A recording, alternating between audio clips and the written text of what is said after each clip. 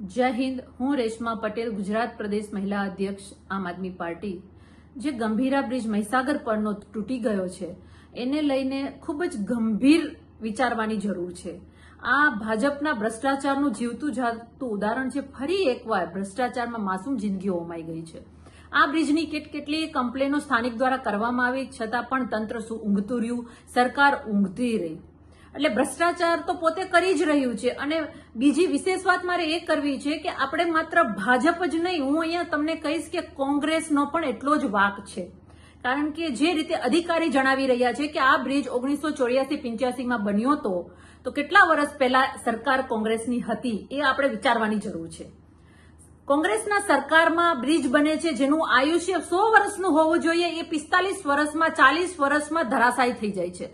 એટલે અહીંયા કોંગ્રેસ અને ભાજપ બંનેના ભ્રષ્ટાચારનું આ સૌથી ગંભીર અને દુઃખદ ઉદાહરણ છે ગંભીરા બ્રિજ।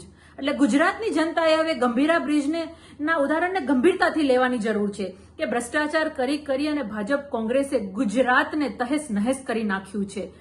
કેટલા કાંડ ગુજરાતમાં બન્યા છે આપણે હજી તો ભૂલ્યા પણ નથી। રાજકોટમાં અગ્નિકાંડ બન્યો, સુરતમાં અગ્નિકાંડ બન્યો, ઝૂલતો બ્રિજ મોરબીમાં પડ્યો અને આ ફરી ગંભીરા બ્રિજ। એ સિવાયના કેટલાય એવા અકસ્માતો થાય છે કે જ્યાં રોજ બરોજ કોઈના જીવ જાય છે। તો આ ભ્રષ્ટાચારીઓને હવે જાકારો આપવાનો સમય આવી ગયો છે। અને હું ગુજરાતની જનતાને કહું છું કે આ કોંગ્રેસ અને ભાજપના ભ્રષ્ટાચારનું સૌથી મોટું ઉદાહરણ હોય તો આ મહીસાગરમાં જે વિસ્તારોને જોડતો ગંભીરા બ્રિજ છે ને, આ બંનેના ભાજપ અને કોંગ્રેસના ભ્રષ્ટાચારનું સૌથી મોટું ઉદાહરણ છે એવું મારું સ્પષ્ટ માનવું છે। ધન્યવાદ।